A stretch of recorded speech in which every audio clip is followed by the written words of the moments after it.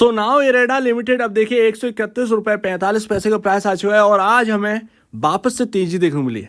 Closing 132 रुपये 45 पैसे के अराउंड है, ना कि 31 रुपये 45 पैसे के अराउंड। और जो एक बात थी कि ये स्टॉक है, इसका बॉटम जो है वो 125 124 के अराउंड बनेगा कहीं ना कहीं, जो वो तेजी जो है वो वहीं से आ सकती है, वही आज की डेट में होता हुआ दिखा है।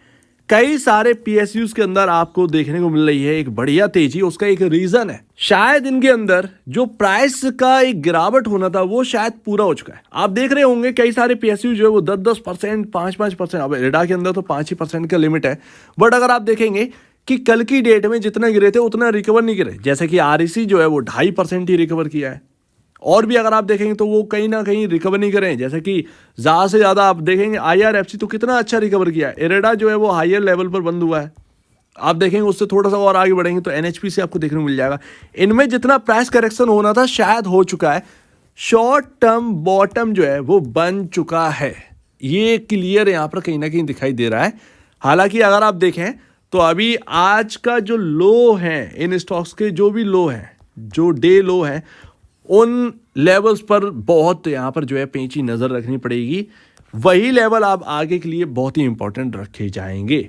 तो देखिए स्टॉक जो है वो 132 रुपये पर आ चुका है और थोड़ी सी निचले लेवल से अब रिकवरी देखने को मिली है। देखिए 5% का सर्किट ना बहुत ही ख़राब चीज़ है।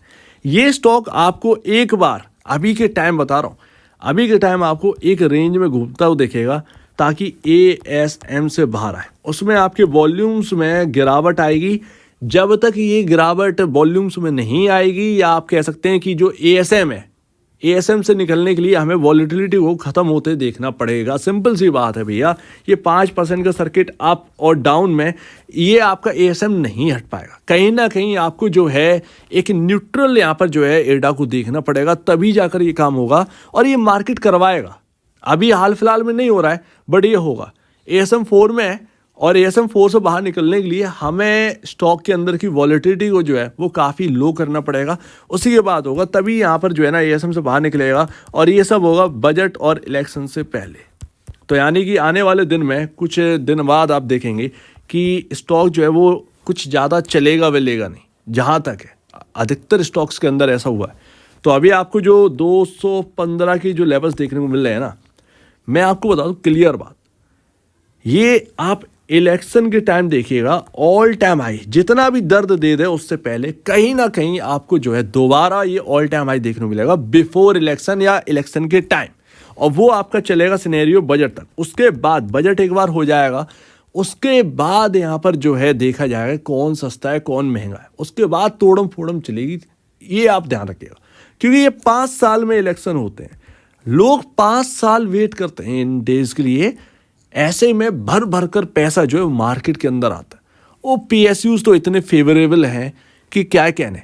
तो अगर ये Q4 में टूटे ये शेयर तो ध्यान रखिएगा बाइंग अपॉर्चुनिटी आएगी Q4 के टाइम इलेक्शन के लिए और बजट के लिए, और वो आप देखेंगे कि वहाँ से 3-4 गुना होगा स्टॉक्स। ये होना है, ये होना है।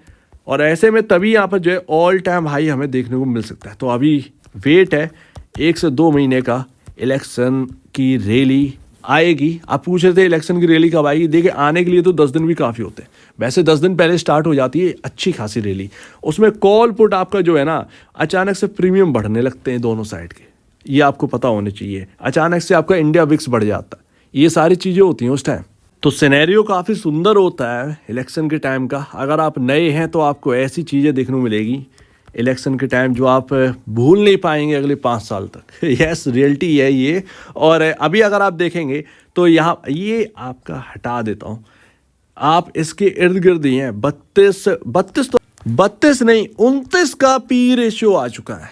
बहुत ही अच्छा, बहुत ही शानदार अब ये चीज़ें देखने को मिल रही हैं इरेडा के अंदर। यही तो चाहिए था। आप महंगे को महंगा नहीं बेच सकते, सिंपल सी बात है। लोग दुश्मन मान बैठे कि भाई साहब आप रोक रहे हो, रोक नहीं रहे हैं, बचा रहे हैं कि भाई जो पैसा स्टॉक को खींच ले गया है ऊपर, तुम उसमें मत फंसना। जिनको कमाना था वो निकल गए हैं, ये वापस आएंगे इलेक्शन के टाइम। ये ध्यान रखिएगा, वापस आएंगे ये लोग इलेक्शन के टाइम, बजट तक रहेंगे ये, तो वो आगे फेवरेबल रहेगा, फिर से ये समा बनेगा, ध्यान रखना। तो वही चीज़ है, बचने की कोशिश करो। आज यहाँ पर पी रेशियो 29 का है क्लोजिंग, 25.77 का आपका इंडस्ट्री पी है। कितना बढ़िया। अब ये सही प्राइस लग रहा है या नहीं लग रहा है? ये प्राइस सही लग रहा है या नहीं?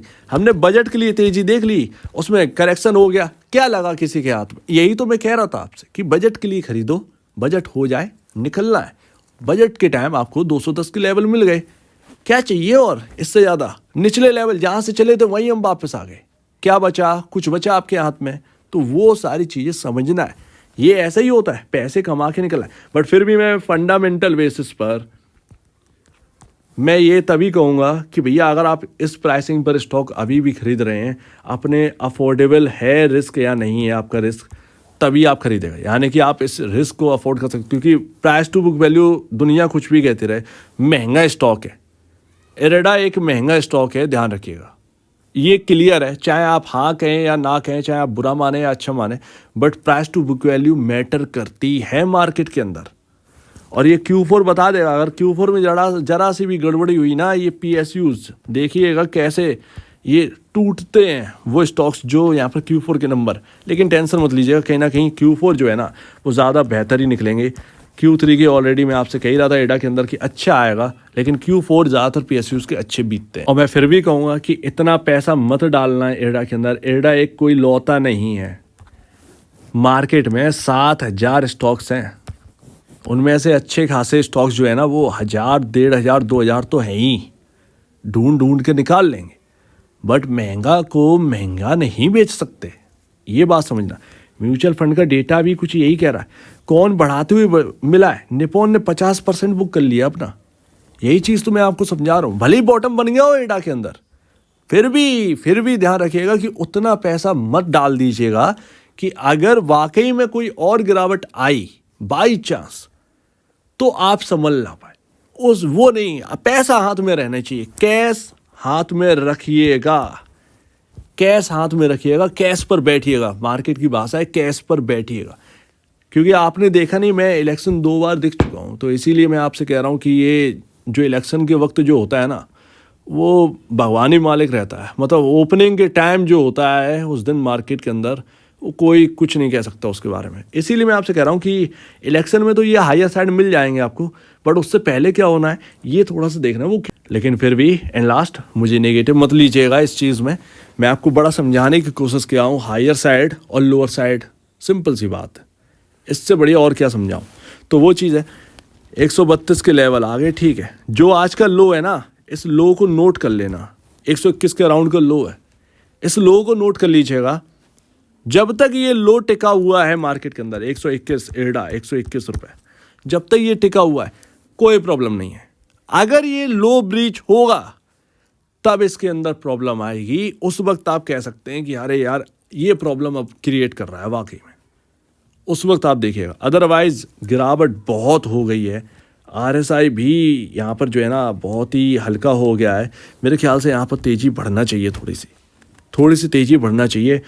हो सकता है कि इस बार एडा आपको सीधा का सीधा 160 के लेवल दिखा दे, शायद, अगर ऐसा पॉसिबिलिटी हुई। अदरवाइज मुझे लगता है कि ये कहीं नहीं जाएगा, ये अब एक रेंज में रहेगा तब तक जब तक ASM से बाहर निकल आए, क्योंकि ASM से बाहर निकलना बहुत ज़रूरी है। सो उम्मीद है आज जिसने भी बाय किया है वो इस लो को रिस्पेक्ट दीजिएगा। ये लो टूटे तो कोशिश करिएगा थोड़ा सा बचाए। 116 बहुत ही इंपॉर्टेंट जगह थी ये। स्टॉक यहाँ पर कंसोलिडेट होकर लंबी छलांग लगा गया, गैप भी आपका फिल हो गया। यही तो बात है, गैप फिल होते हैं और कभी भी हो सकता है ये। तो अभी आपके सामने सारा का सारा सिनेरियो है। फिलहाल सारी चीज़ें बढ़िया लग रही हैं। इस लो को रेस्पेक्ट दीजिएगा और निवेश से पहले या बेचने से पहले अपने ब्रोकर या एडवाइजर से जरूर सलाह ले लीजिएगा। अदरवाइज आपके सामने ये पॉइंट्स है, आप खुद भी अपना डिसीजन जो है वो बना सकते हैं। तो आपका क्या कहना है इसके ऊपर कमेंट सेक्शन में कहिएगा और अब वीडियो देखने के लिए बहुत धन्यवाद दोस्तों।